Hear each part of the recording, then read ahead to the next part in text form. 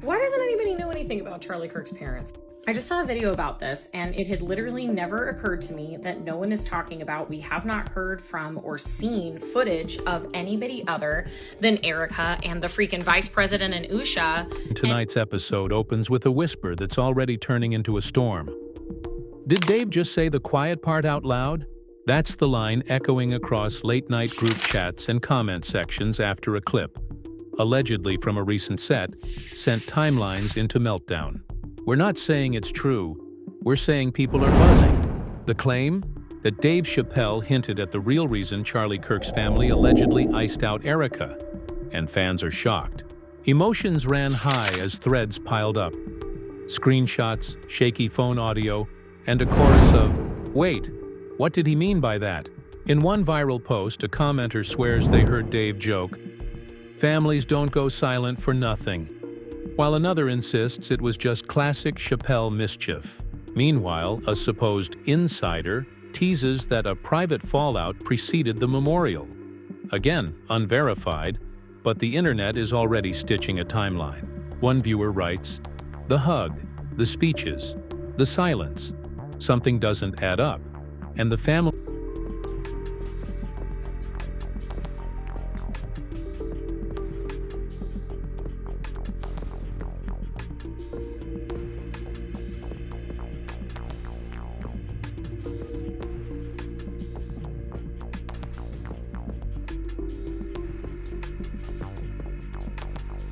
Family was left divided is the phrase popping up under every clip. In the middle of it all, Erika, calm on camera, and 1,000 hot takes dissecting every glance. Is this truth, trolling, or pure theater? We're diving into the rumors, the reactions, and the moments that lit the fuse. Because whatever this is, it's messy. Interview 122. When the lights dimmed at that comedy club in Los Angeles, nobody expected the night to take the turn it did. It started like any other Dave Chappelle show. Smoke in the air, people laughing, the crowd waiting for another set of sharp, unapologetic jokes. But halfway through, Dave's tone shifted. His voice got lower, slower, the kind of voice that makes people lean in even if they don't know why. He said something that made the room go quiet. No punchline, no setup, just a line hanging heavy in the air. Families don't go silent for nothing. The laughter died right there. A few nervous chuckles rippled through the front row, but everyone could tell he wasn't joking. I just got a tip that busts the CK case wide open. Tyler Robinson has partial paralysis in his right leg, and that's how people identified him, not from the photographs. And his family, who has since been interrogated, specifically stated to FBI interrogators that because of the video that the FBI released at my direction, because of the photographs that they released, they identified their son. This means that his unusual gait, his limp, was not because there was a rifle down his pants. And those of us with eyeballs already knew this. But this confirms it. This also explains why we never saw a perp walk, why they used all these still photos, and why they only showed him limping. Someone caught it on their phone. By the next morning, that blurry 30-second clip had already gone viral. People flooded comment sections dissecting every word, arguing over whether it was an offhand joke or something deeper. Some swore it was just Dave being Dave, mixing social commentary with dark humor. But others insisted he knew something the rest of the world wasn't supposed to hear. The timing made it worse. Charlie Kirk's memorial had just aired a few weeks earlier, and people were still buzzing about how strange it all looked. The speeches, the polished smiles, and the one thing nobody could stop noticing. His parents weren't there. In the sea of powerful guests and political figures, not one familiar face from his family showed up. The internet noticed instantly. One user wrote, "How does your son get honored by the president and you don't even show up?" Another added, "That's not grief, that's avoidance." And then came the whispers about Erika Kirk. Her calmness, her flawless composure, her ability to stand there under the lights and not crack even once. People said she didn't look heartbroken. She looked rehearsed, but still nothing concrete, until Dave dropped that line. Interview 251-338. Suddenly, The theories multiplied. Influencers started going live. Podcasts titled, "What Did Chappelle Mean?" popped up overnight. And by the end of the day, Kirk family truth was trending. Some claimed that Dave had insider knowledge from people close to the family. Others said it was just a coincidence, that he was riffing on celebrity culture and the audience misunderstood. But when a second clip surfaced later that week, things escalated.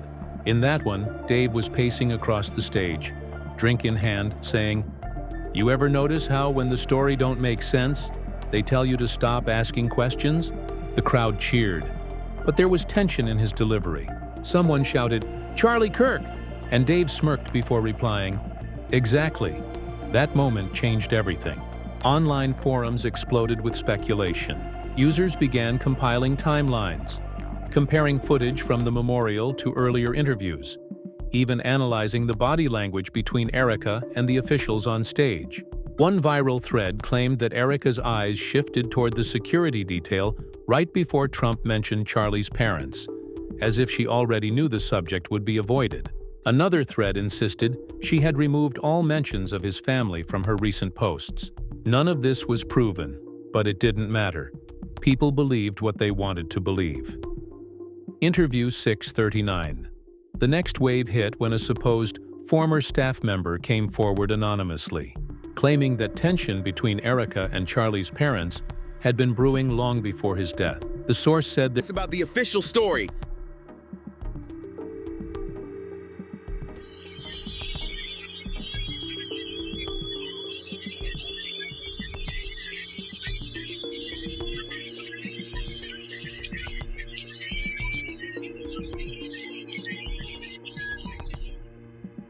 The source said there were heated arguments over control of Charlie's image, his projects, and even his social accounts. According to them, the family had started to feel boxed out, like outsiders in their own son's story. "She took everything and turned it into a brand," the post read. And when they tried to speak, they were told to step back for the sake of optics. Again, no proof, but the claims spread like wildfire. Screenshots of the post hit millions of views, and once again, Dave's quote resurfaced beside it. People started connecting dots that maybe weren't even there. They pointed out how Erika launched new initiatives under Charlie's foundation just weeks after the memorial, how she seemed to glide from mourning widow to corporate spokesperson overnight. The contrast between her steady poise and the family's total silence became the center of every theory. Where are his parents? Became the question plastered across thumbnails and headlines. Even sympathetic fans admitted something didn't feel right. Then, out of nowhere, someone uploaded a short voice clip claiming to be from a relative of Charlie's. The voice was shaky, muffled, almost whispering. "We were told not to come," it said. "We didn't want a scene." The clip vanished hours later, reportedly taken down for privacy violations. But by then it had already been downloaded and re-uploaded dozens of times. The voice sounded tired, resigned, almost broken. Whether it was real or fake didn't matter. People believed it. That single sentence, "We were told not to come," became the new centerpiece of the rumor storm. As the story spread, news channels began addressing it cautiously. No one wanted to say too much. Anchors used phrases like online speculation and unverified reports, but they couldn't ignore the trend. Every outlet that mentioned Dave's name in the same sentence as Charlie Kirk saw their segments skyrocket in views. Late-night pundits joked about it, podcasts debated it, and social media couldn't get enough. Meanwhile, Dave himself stayed quiet. No clarification, no denial. Fans begged him to speak up, but he didn't. That silence only fueled the fire. People began saying he was being silenced or threatened. One blogger claimed he had scrubbed an entire segment from his Netflix special at the last minute. No one could prove it, but screenshots of missing timestamps began circulating anyway. Everything fed the same narrative. Something bigger was being hidden. By this point, the conversation had moved from celebrity gossip to a full-blown mystery. Viewers who had never followed politics before were now obsessing over every frame of the memorial, every quote from Erika, every public silence from Charlie's family. "It's not about politics anymore," One viral tweet read, "It's about power, control, and the cost of loyalty." Others went further, hinting that Erika's rise after Charlie's passing wasn't luck. It was strategy. The words honeypot and cover-up started appearing more frequently in comment threads. Nobody could trace where they started, but once they did, they stuck. Still, beneath all the noise, a quieter truth lingered. People wanted closure. The world had watched a public tragedy turn into a puzzle with missing pieces. Dave Chappelle's comment, intentional or not, had opened a wound that wouldn't close. Everyone wanted answers. Why did his family vanish from view? Why did Erika seem to step into the spotlight so seamlessly? And most of all, why was nobody inside the circle addressing it? The silence only made it louder. The footage of that night kept circulating. Someone slowed it down, zoomed in, analyzed every movement of Dave's face. "Look at his eyes," a commenter said. "He knew what he was saying." Another replied, "Or maybe he's just tired of pretending." Either way, the damage was done. What started as a 30-second joke became a digital wildfire. And now, nothing about the Kirk family looked simple anymore. The clip had barely cooled off online when things took another strange turn. 2 days after Dave's words spread like wildfire, an anonymous account appeared on X, claiming to have inside information about what really went down between Erika and the Kirk family. The account didn't post photos or proof, just cryptic messages. One read, "Truth comes with silence. They weren't invited, they were erased." Within hours, it had tens of thousands of followers. People started calling it The Insider, and every new post from that account felt like another spark thrown into gasoline. Some users thought it was a prank. Others were convinced it was someone who had worked for Turning Point America. Either way, the speculation reached fever pitch. Then came the supposed screenshots, private messages allegedly showing conversations between Erika and an event planner about guest list, restrictions. The texts weren't verified, but they set the internet on fire. "Make sure family reps are handled separately," one line said, followed by a winking emoji. Instantly, everyone took it as proof that Charlie's parents were intentionally excluded from the memorial. Fans were outraged, comment sections filled with disbelief and heartbreak. "How do you handle someone's parents?" one person asked under a viral post. "This woman turned a tragedy into a performance." Another user wrote, "If what Dave said is true, then it's deeper than anyone imagined." As the drama built, podcasts began dropping episodes dissecting every angle. One popular host claimed to have a source close to the family, who confirmed that tensions had been growing for months before Charlie's death. According to this version, Charlie's parents had started questioning how much influence Erika had over his schedule, his statements, even his inner circle. Apparently, they'd had arguments about his workload and the risks of his outspoken political stance. The source said the family felt like Charlie was drifting away from them, surrounded by advisors who treated his legacy like a brand instead of a person. After his passing, those concerns exploded into mistrust and resentment. Meanwhile, Erika maintained complete silence. No interviews, no statements, no emotional posts, just carefully scripted public appearances that felt like scenes from a movie. She smiled. She thanked supporters, and she spoke about unity and forgiveness. But the more polished she seemed, the more people questioned her sincerity. "It's like she's rehearsing grief," someone commented under a recent speech. "She's acting, not mourning." Still, there were voices defending her. A former colleague of Charlie's told a news outlet that Erika was trying to honor him the only way she knew how, by continuing his mission. They said she'd been harassed endlessly online and deserved peace. But those comments only added fuel to the fire. Late one night, a new video dropped on a small but fast-growing commentary channel titled, "What They Don't Want You to Know." The host, a young journalist with a calm voice and piercing tone, played side-by-side clips of Erika's interviews. In one, she was tearful, talking about loss. In another, she looked poised and confident, announcing a new project. The host paused the screen and asked, "How does someone go from heartbreak to business mode this fast?" Then they played Dave Chappelle's viral line again, "Families don't go silent for nothing." The combination was powerful. It gave people something to hold on to, a narrative that felt cinematic and dangerous. By morning, the video had 1 million views. As the chaos unfolded, a photo surfaced showing Erika at a private gala just a week after the memorial.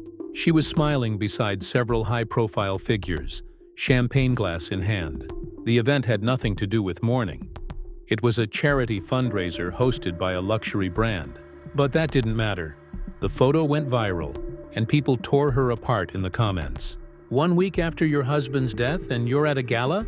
One user wrote, "No tears, just cameras." Another added, "Maybe Dave was right. Maybe it's all staged." But not everyone was buying the outrage. One journalist tried to push back, saying it was unfair to judge how someone grieves. "You can't measure loss through expressions," they wrote. "Grief has many faces." But the internet wasn't in a forgiving mood. Once people felt suspicious, nothing Erika did looked right anymore. Her calmness looked cold. Her strength looked staged. Her speeches sounded like scripts. The more she tried to stay composed, the more the public turned against her. Things reached a boiling point when an old interview resurfaced, a clip of Charlie from years before, talking about how much he valued his parents' guidance. He'd said, "No matter how big turning point gets, my mom and dad keep me grounded. I don't make a big decision without them." That line hit differently now. People flooded the comments with heartbreak emojis and quotes like, "Then where are they now? Did she push them out? What really happened behind closed doors?" The following week, Dave performed again in Chicago, and once again, someone in the audience shouted, "Say more about Charlie Kirk." The crowd laughed nervously, waiting to see if he'd take the bait. Dave smiled, took a long drag from his cigarette, and said, "Y'all love when I tell the truth, but hate when I say too much." The room erupted. Some people cheered, others groaned. But in that single sentence, he fed the entire rumor machine for another week. "He confirmed it," one commenter posted. "He's just not saying names." As the frenzy grew, Charlie's parents still hadn't made a single appearance. No interviews, no statements, not even a tweet. News anchors began to mention it cautiously, noting that the family's silence was unusual. People started speculating that they were under pressure not to speak, that Erika or others around her had created a wall between them and the public. An alleged neighbor even claimed reporters had shown up at their house only to be turned away by security. Again, unverified, but it became another piece of the puzzle for people who wanted the story to fit. And somewhere in all the noise, a strange kind of empathy started to form. Fans who had admired Charlie's work began expressing sorrow not just for his death, but for the rift that seemed to define his legacy now. "He preached unity," one fan wrote, "and look what's happened to the people he loved most." The comment got thousands of likes. Everyone could feel it. This wasn't just about scandal anymore. It had turned into a tragedy of misunderstanding, grief, and power. Still, behind all the drama, a few careful observers pointed out something everyone else was missing. While the internet obsessed over Erika's tone and Dave's cryptic jokes, no one was asking how these rumors even started. Who was benefiting from the chaos? Who had something to gain from turning the Kirk family's silence into a spectacle? And why did every attempt to move on only spark another storm? The story was no longer about one line from a comedian. It had become a mirror of the world watching, hungry for answers, desperate for villains, and ready to believe anything that made sense of the confusion. But even with all the theories flying around, the truth, whatever it was, remained buried beneath the noise. And the more people tried to uncover it, the deeper the mystery seemed to go. The third wave of chaos began when a journalist from a mid-tier online magazine published what they called a deep dive into the Kirk family mystery. The headline was vague, promising only to connect the dots between Dave Chappelle's remarks and the silence of the Kirks. Inside, though, the tone was pure drama. It quoted anonymous sources, hinted at financial tension, and claimed the family had been pressured to maintain distance from Erika for reasons that might involve more than grief. Within hours, every gossip page in the country had reposted it. Fans were stunned, emotions ran high, and suddenly the story, wasn't just social media chatter anymore. It had jumped into the mainstream. The magazine described a supposed private meeting between Erika and two keyboard members from Turning Point. According to one source, that meeting happened just days before Charlie's memorial. In that room, they allegedly decided that all public messaging about Charlie's legacy would go through Erika. The same source said that Charlie's parents were deeply uncomfortable with that plan and wanted to attend the service but were discouraged from doing so to avoid distraction. Whether any of it was real didn't matter. The detail felt too specific to ignore. People imagined the scene like a movie. A widow sitting at a table, officials whispering, a signature on a contract, a family locked out of their own story. Then came the interview that reignited everything. A talk show host asked Dave Chappelle if the rumors were true, that he knew something about the Kirk family dispute. Dave laughed, leaned back and said, "Man, I don't start fires. I just point where the smoke's coming from." The crowd erupted. That single line was enough to keep every theory alive. Clips of that interview flooded TikTok, Twitter, and YouTube, each one adding captions like, "Dave confirms it," or "He knows more than he's saying." It didn't matter that he never mentioned names. His tone was enough. Never mentioned names. His tone was enough. By now, the internet had split into factions. One side believed Erika had manipulated everything after Charlie's passing. The other thought she was a victim of cruel speculation. Hashtags like "Justice for Charlie" and "To Stand with Erika" battled each other every day. Even fan pages were torn apart.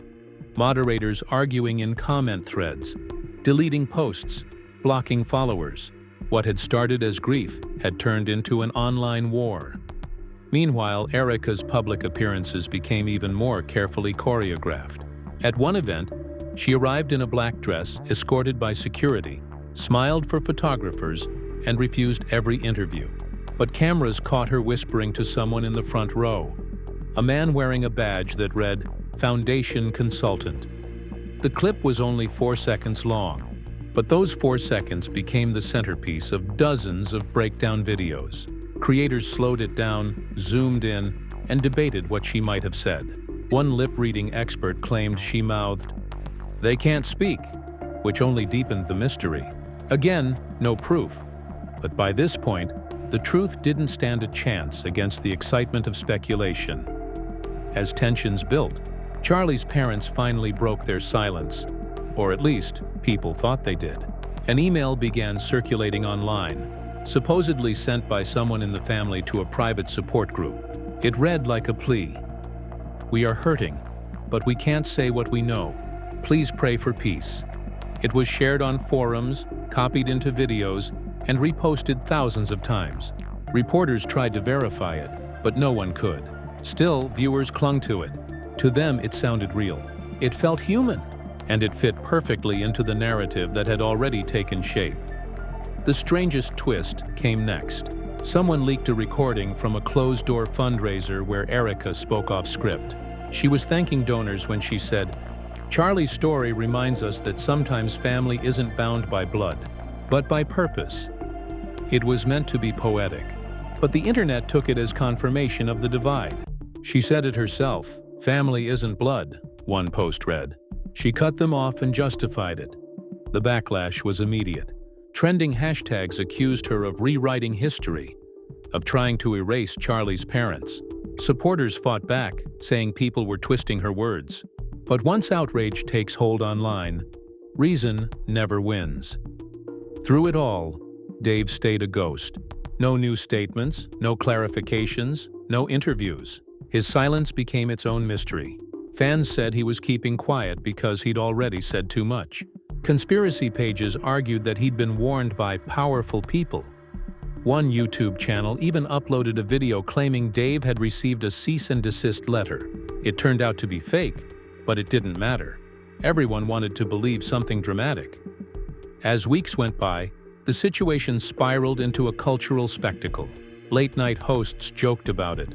Online comedians made sketches, and news analysts discussed the Dave effect. People started to forget what the original story even was. Was it about a comedian's offhand comment, or about a family's heartbreak? Somewhere along the way, grief had been replaced by gossip. And yet, amid all the noise, a few strange details kept resurfacing. Someone discovered that Erika had quietly transferred ownership of certain media rights tied to Charlie's projects into her name just weeks after his death. It was legal, perfectly normal for a spouse, but that didn't stop people from spinning it into something sinister. Others noticed that every photo of Charlie's parents had been removed from the official Turning Point website. Again, probably routine housekeeping, but online it looked like erasure. People began saying the same thing over and over. Dave was right. Families don't go silent for nothing. By the third month, what started as rumor had turned into an industry. Channels were making entire series dissecting every frame of video. Podcasters were running weekly updates, and self-proclaimed insiders were cashing in on clicks. The truth was no longer the goal. Drama was. Each new post came with a promise. We've got proof. But no one ever did. Even so, the myth kept growing. In one surreal moment, an old friend of Charlie's went live on Instagram, breaking down in tears. He said he hadn't spoken to either Erika or the family since the memorial, and that the whole thing felt off.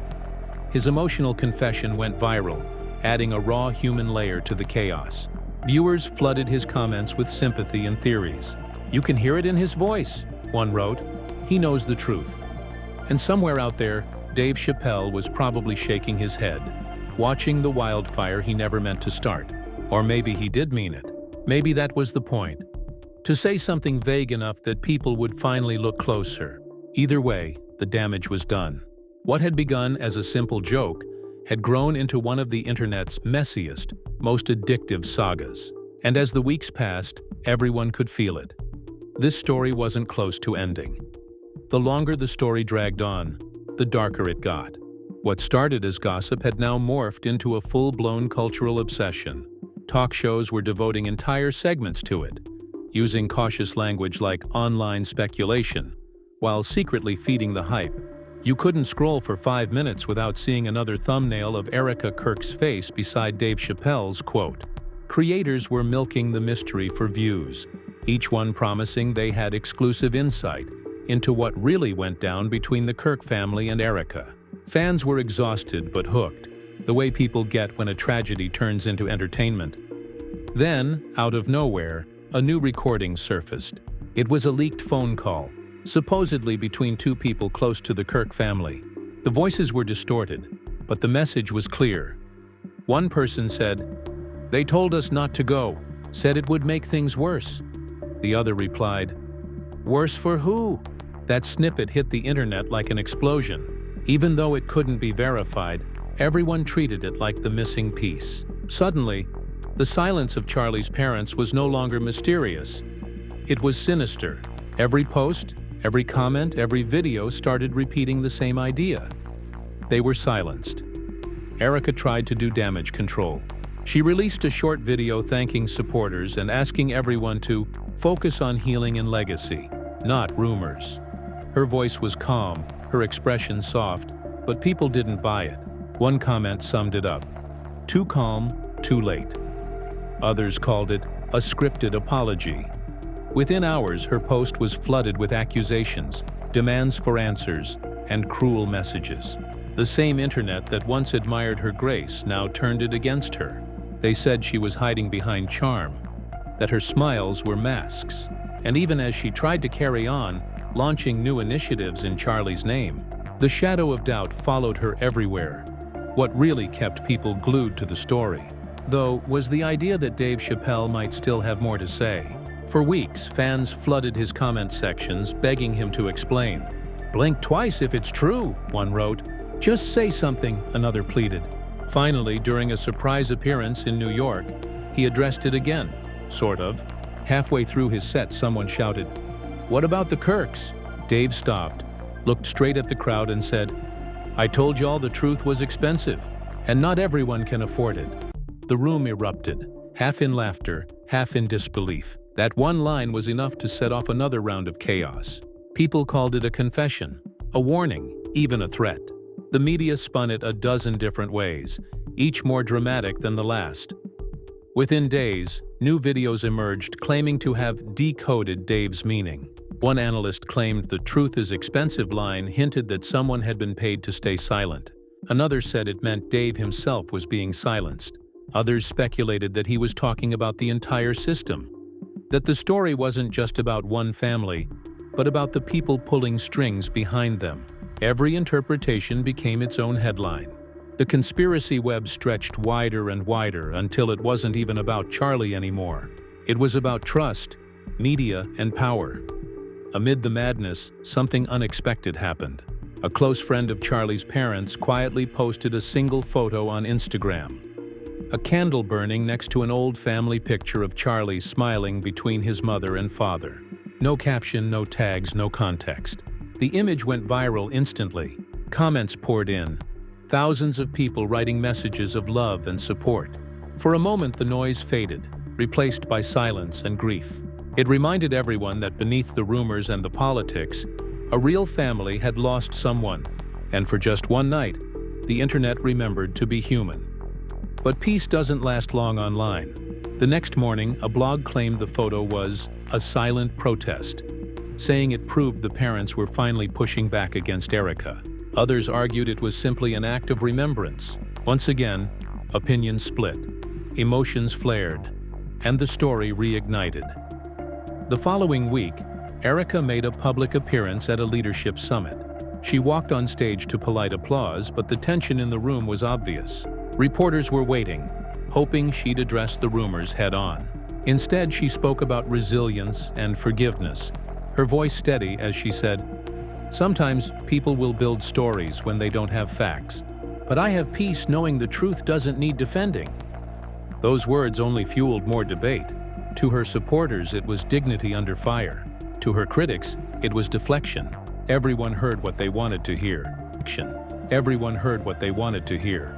Then, as if to prove that this saga would never end, another post from the Insider account appeared after weeks of silence. It read, "The truth isn't buried, it's protected. Nothing else.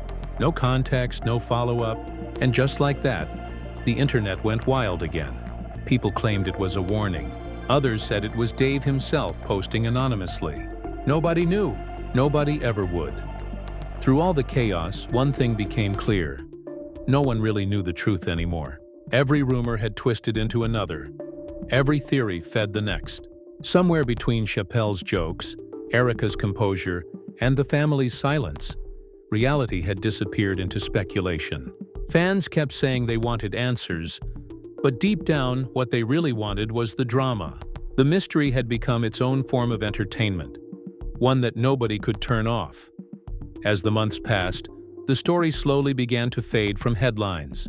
People moved on to newer scandals, fresher controversies, but every now and then, a clip from that first night at the comedy club would resurface online. Dave standing under the spotlight, saying that one line that started it all, "Families don't go silent for nothing." And every time it reappeared, the same question followed in the comments. What did he really mean? The truth, if there ever was one, never came out. Maybe Dave knew something deeper, or maybe it was all just an offhand comment twisted by the internet's hunger for drama. But one thing was certain. The moment he said those words, a spark caught fire, and the world never looked at that family the same way again. And in the quiet after the noise, all that remained were the echoes of laughter, the click of cameras, and a question nobody could answer. What really happened between Erika and the Kirk family? And why did everyone who tried to find out end up just as lost? And that's where the story stands. Half whispers, half headlines, and 1,000 theories tangled together.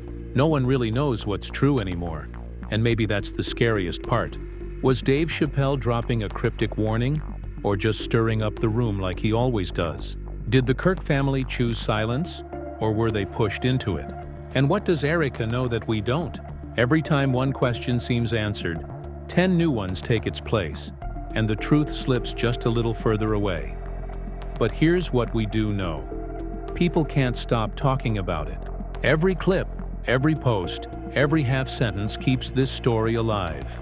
The audience is split right down the middle. Some call it a cover-up, others call it cruel gossip. But everyone agrees. It's messy. And whether you believe the theories or not, it's impossible to ignore how fast rumor becomes reality when enough people start to believe it. So now it's your turn. What do you think really happened? Did Dave see something the rest of us missed? Or is this all a perfect storm of timing, tragedy, and internet chaos? Drop your thoughts below, because this story isn't over until you weigh in. If you've made it this far, hit that like button. Share this with someone who's been following the drama. And don't forget to subscribe so you don't miss the next twist in this unbelievable saga. Trust me, whatever comes next, it's bound to be even messier and messier.